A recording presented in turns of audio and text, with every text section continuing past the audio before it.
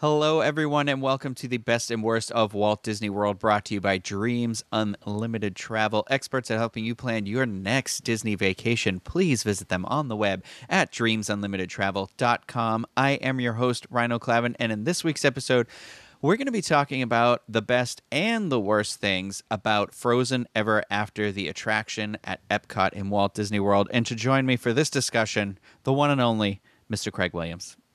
Oh, hoy, hoy. Yes, this was actually it was Craig's idea. We've done kind of focused on a specific attraction before, and done an episode where we talked about the best things about it and then the worst things about it. And Craig said, "Why don't we start at the beginning of the attraction and just go through it and talk about whether we think these are best parts of the attraction, worst parts of the attraction, and how it goes?" And he picked. Everyone knows how much I love Frozen and how much I enjoyed waiting in the Frozen Ever After line on the opening day for 6 hours, 6 to 7 hours. And so why not start there? So listen, I've got that Frozen fever right now. You know, Disney dropped Frozen 2 early on Disney Plus. We're all out there watching it. So how many times have you watched the attraction? How many times have I watched it? Yeah. Zero. I mean, minus the theater time. Minus the 17 theater viewings, yeah. Yeah. Yeah. No, yeah, I know. There's a part of me where I'm like, isn't Frozen Fever one of the shorts, too?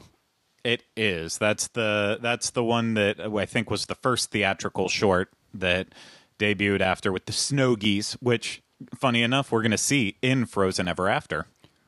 Also, Craig Williams has a wonderful habit about anything that's going on in the world. He somehow subconsciously works wording into a conversation about the things that you don't really want to talk about, including a fever that seems to have broken out everywhere.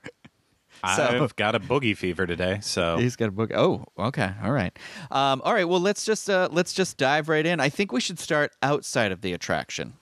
I agree. Okay.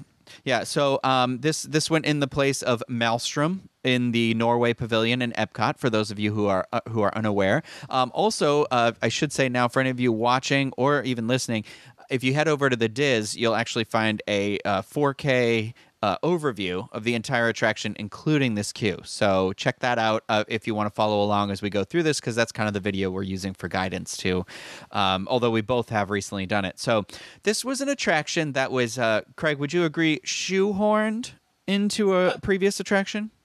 Yeah, for sure. It was. And I think the exterior, to me, is the biggest portion that really expounds on that. You know, Maelstrom, not a lot changed between Frozen Ever After and Maelstrom, but the big thing that happened on the exterior side is where the waterfall is. They closed up that hole that you used to be able to see the Maelstrom boats through. And so like instantly the vibe of Frozen Ever After in the Norway Pavilion, it changed from that old Maelstrom feeling where when you were walking up and you saw those boats, it like added this instant happiness. So yeah, it's the entire attraction was shoehorned, but to me, this is a perfect example from the outside. If we need to make this work and we need it to work, we need the outside to work with the inside of our attraction. So we're going to close up this thing that everyone loved. So I do not care for the exterior of this attraction.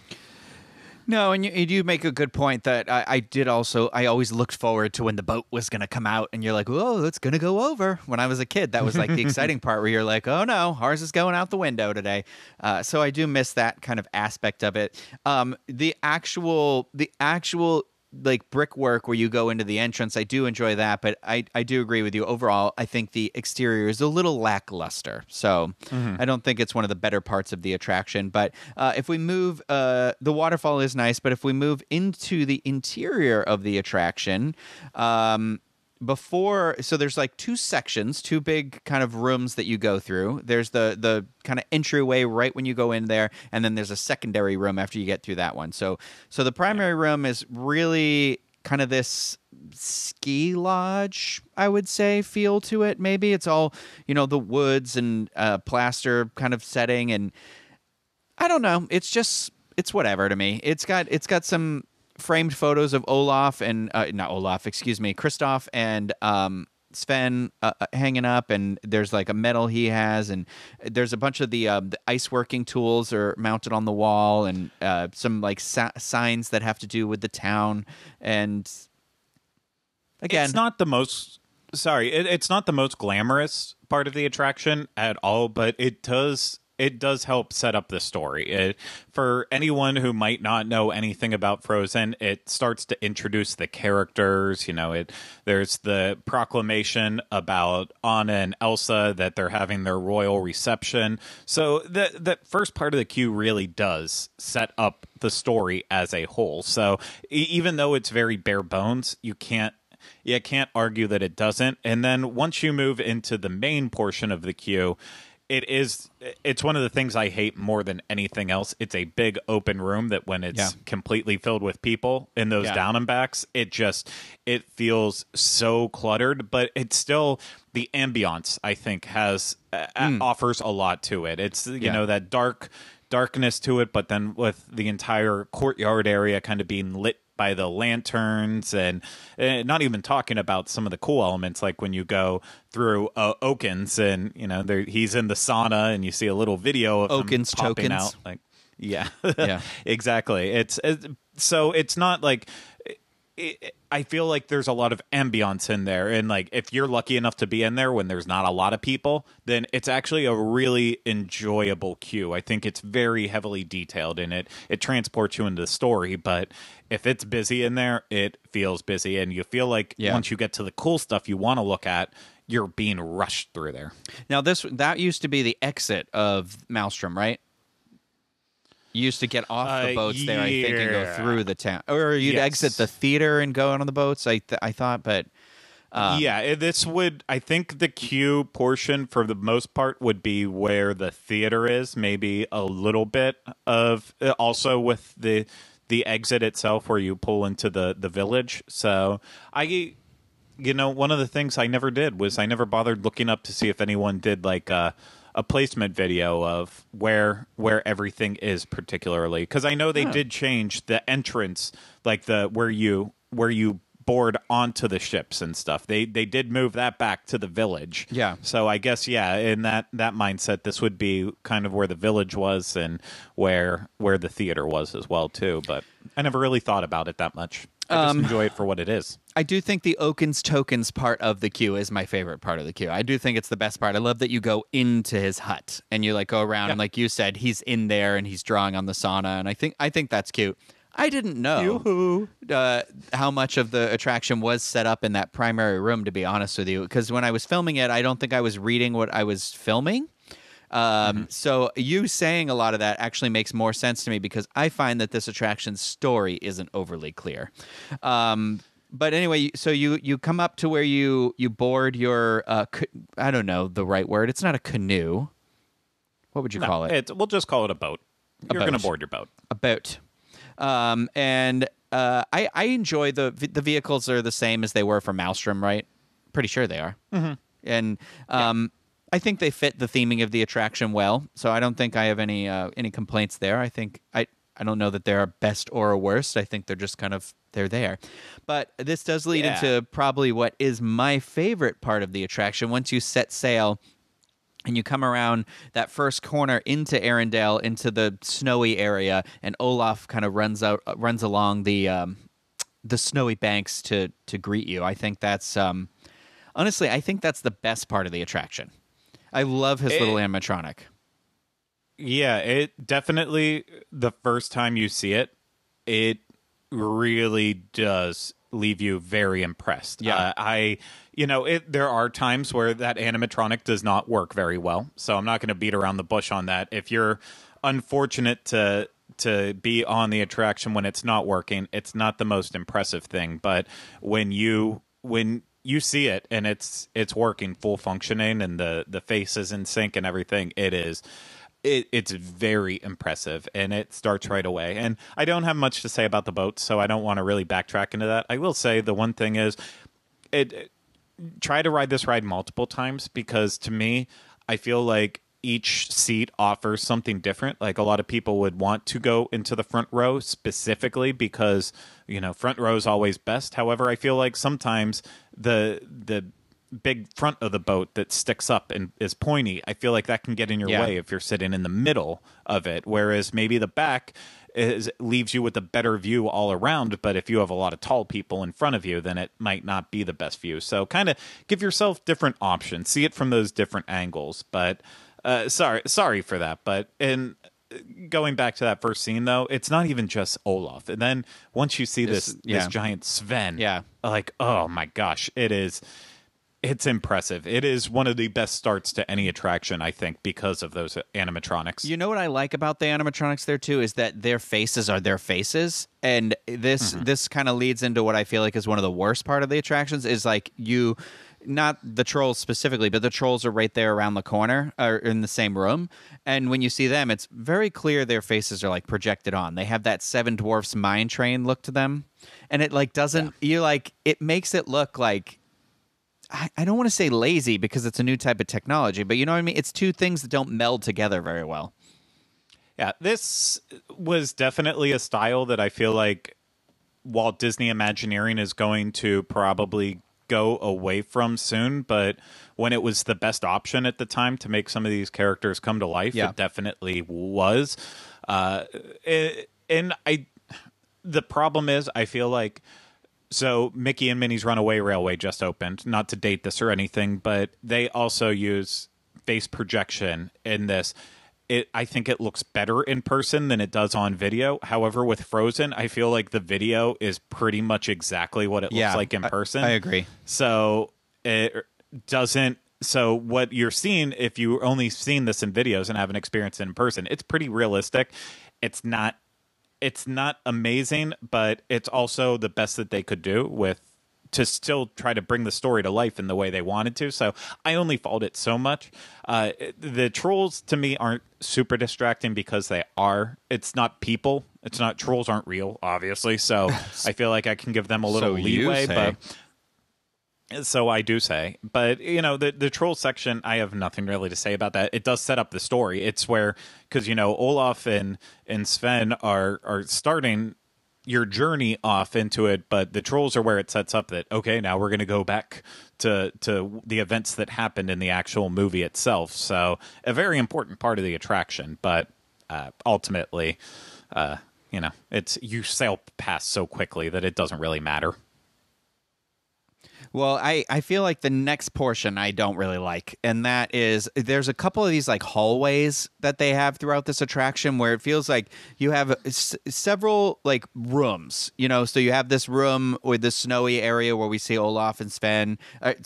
God, I don't know anyone's name. Olaf and Sven. I was right that time. Olaf and Sven. And then there's like transition hallways. So when you go from the hallway from this room into Elsa's Ice Palace, there's like this just kind of like they do projections on the wall, but it feels like it's one of the hallways where you're like, is this where the budget dried up? Well, this what you're speaking about, I know in case you forgot about it, this is actually the hill climb. So this is where, if you're wondering the change between Maelstrom and Frozen Ever After, this is the same hill climb that you used to do on Maelstrom, where you are not the first to come this way, nor the last. So I feel like it's actually, even though they didn't do a lot with it, besides the snow and stuff on the walls, and realizing that you're heading up this course, I feel like it actually does kind of pay a little bit of tribute to Maelstrom, because that was a very plain portion of that attraction as well, too. Okay. So to me, but with this one too, I know we're watching this as we go by on our phones without audio and stuff. I love this portion of the attraction because it features my favorite part of the Frozen score, the na na na he na na he na na. Okay, so I like that music, so it sets the mood. But then again, I also admittedly love this attraction, so you're going to struggle to hear me say too much bad stuff about it.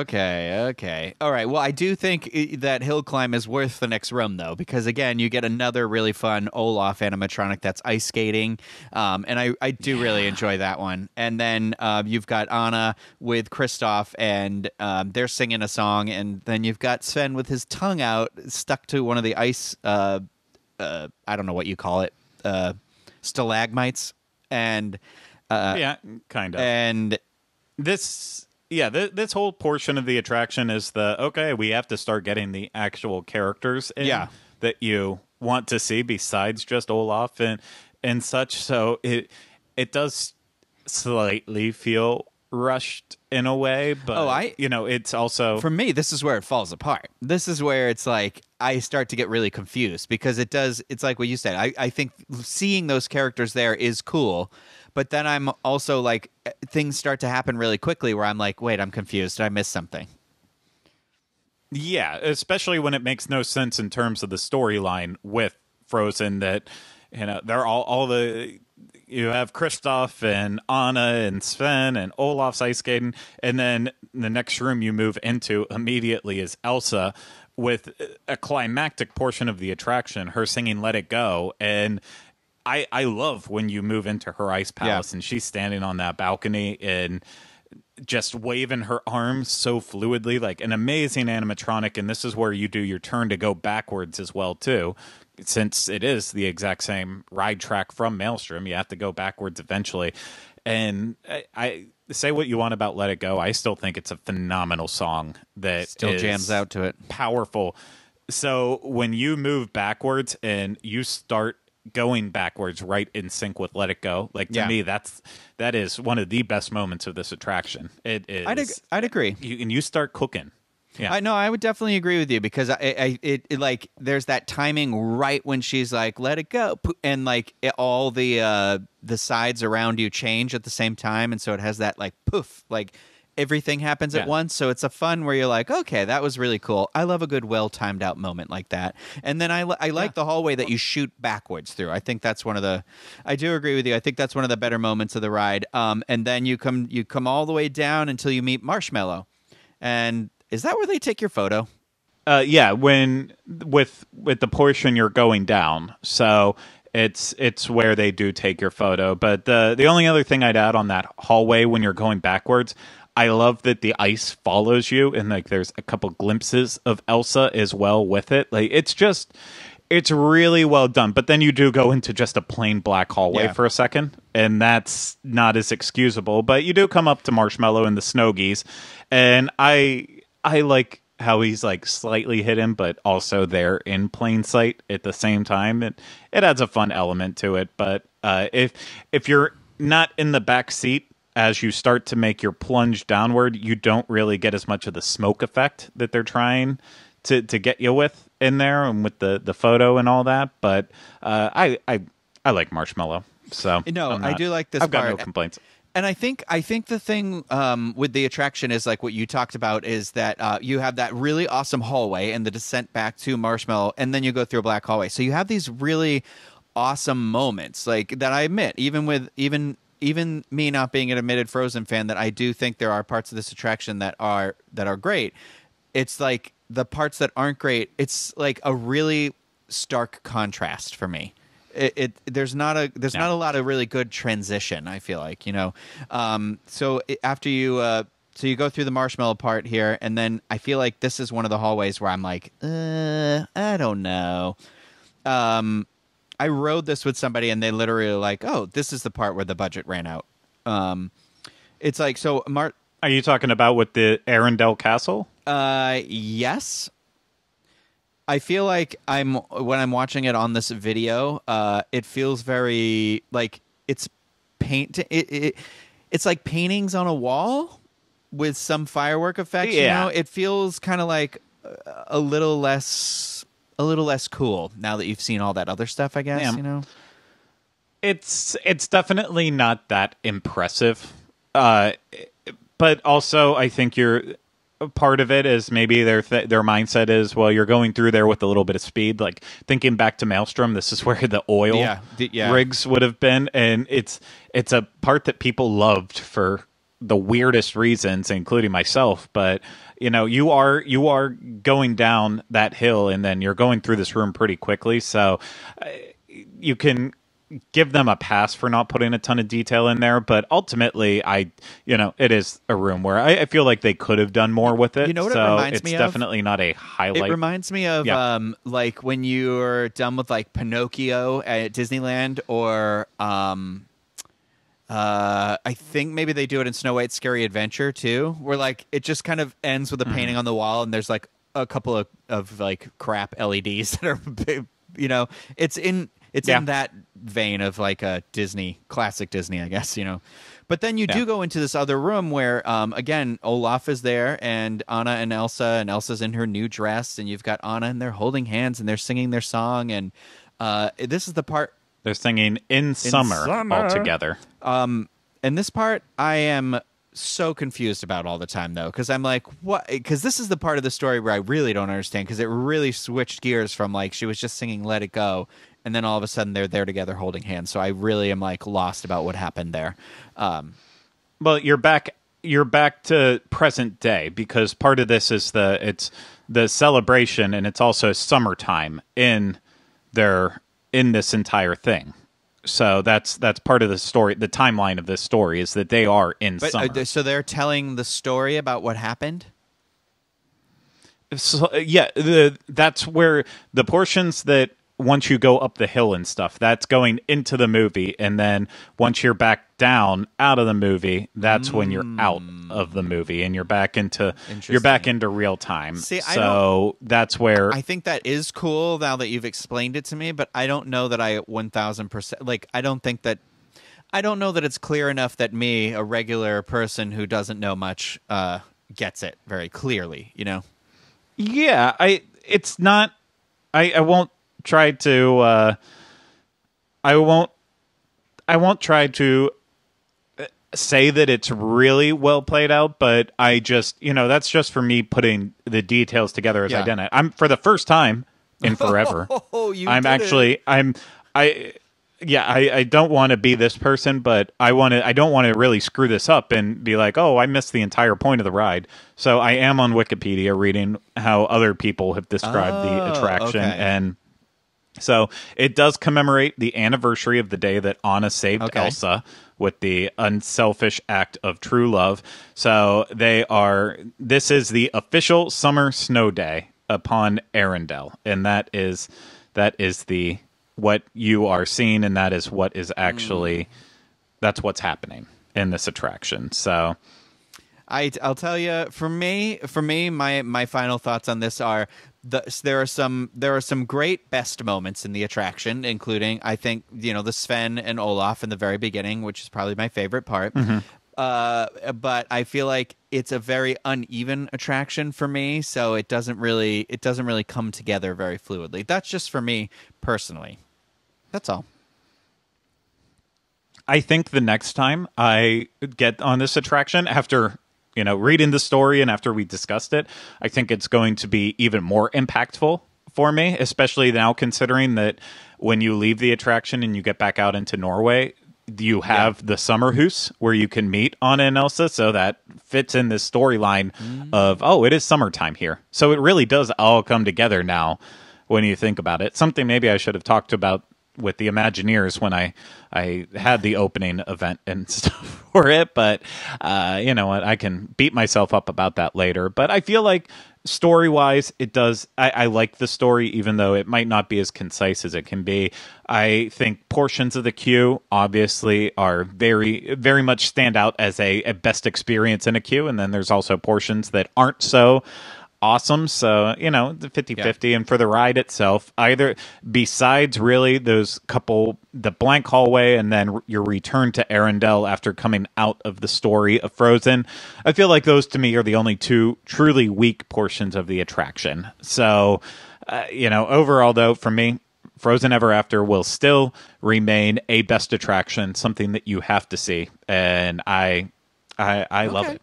Well, there you go. That's for me personally. I feel like it's a little bit of an overrated. It feels exactly like the movie, a little overrated to me. But that's all. I'm not saying you should skip it at all. It's not. I'm not recommending that. I'd say I'd say it's definitely worth checking out for sure. So I agree with you on that aspect here.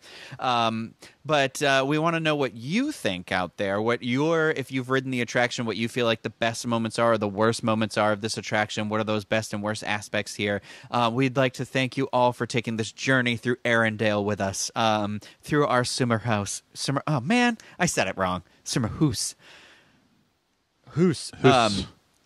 So yes, thank you everybody for watching and listening. Again, please, if you want, if you have ideas for future episodes, let us know in the comments section. If you're watching on YouTube, if you're listening on iTunes, please feel free to rate and review us. I know the quality's a little off now while we're all recording from homes for the time being, but hopefully we'll lock down the best version of this that we can get, the best or the worst version of this we can get. Boom, nailed it. Full circle. But thank you. And when you are considering going to Walt Disney World next, be sure to check out Dreams Unlimited Travel and let them help you plan that next Walt Disney World vacation.